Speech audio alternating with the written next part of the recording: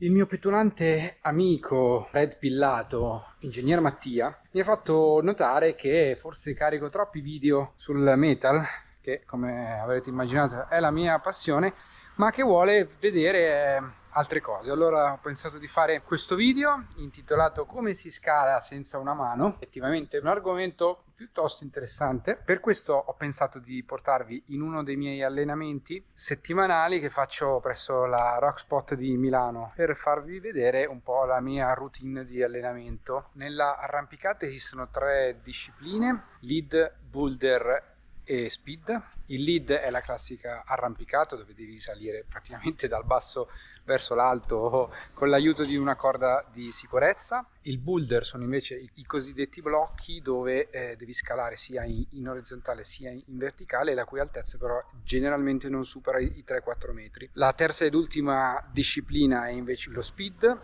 che più che un'arrampicata è una prova di forza esplosiva molto scenografica in cui si fanno praticamente 20 metri di parete in pochi secondi. Nei miei allenamenti io includo anche il boulder, però in realtà nelle gare di paraclimbing per il momento esiste solamente il lead. Esiste un campionato nazionale che si celebra una volta sola all'anno e una Coppa Italia che è suddivisa in 3 tappe. Dopodiché esistono dei campionati internazionali, delle coppe internazionali. La novità è che dalle prossime Olimpiadi del 2028 il paraclimbing verrà incluso nelle Paraolimpiadi. E voi direte, ma chi te lo fa fare di arrampicare senza una mano? Ma soprattutto, come si arrampica senza una mano? La tecnica di chi arrampica senza una mano è più o meno quella di chi arrampica con tutte le zampe, cioè la classica cosa che devi fare un triangolo, avere 3 punti di appoggio e salire con il quarto. Ovviamente nel mio caso non c'è sempre un punto di appoggio. Dove c'è la possibilità va utilizzato il bunkerino per poter appoggiarsi, grippare e flezionare il più possibile.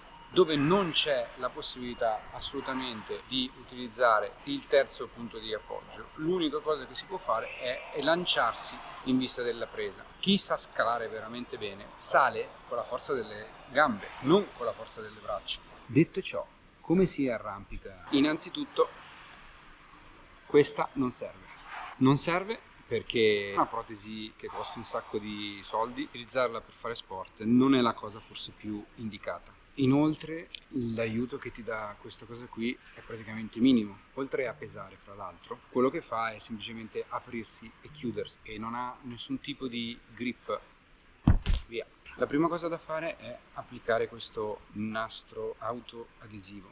La sua funzione è semplicemente quella di fare da cuscinetto tra pelle e le prese, soprattutto evitare che il nastro che andremo a mettere dopo si appiccichi alla pelle. Tirarla via poi è un dolore assurdo.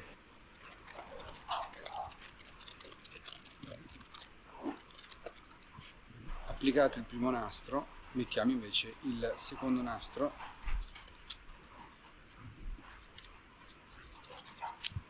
Successivamente applicheremo questa. Viene chiamata protesi d'arrampicata, ma in realtà è una semplice gomma che è la Vibram, cioè la suola delle scarpette di arrampicata.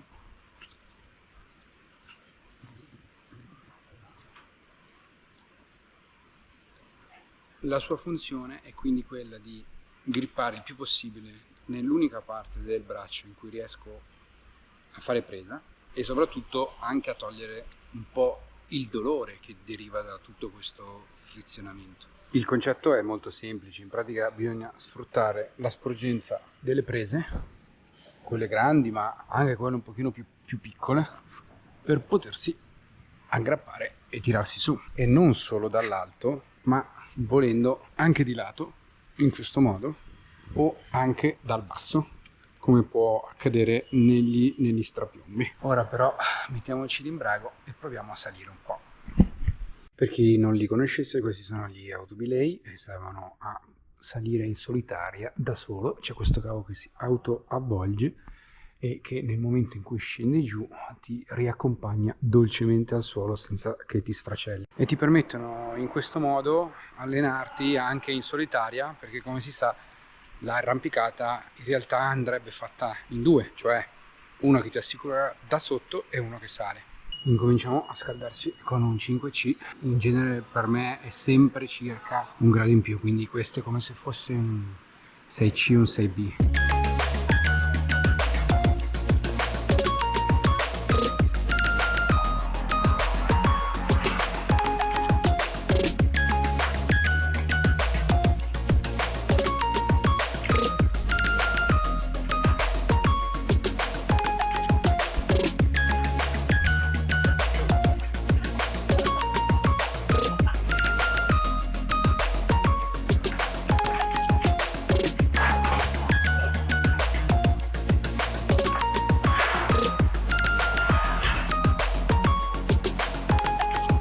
Ovviamente più le prese a sinistra del corpo creano una conca dove poter appoggiare, più uno può tirarsi su e tenersi con il peso del proprio corpo.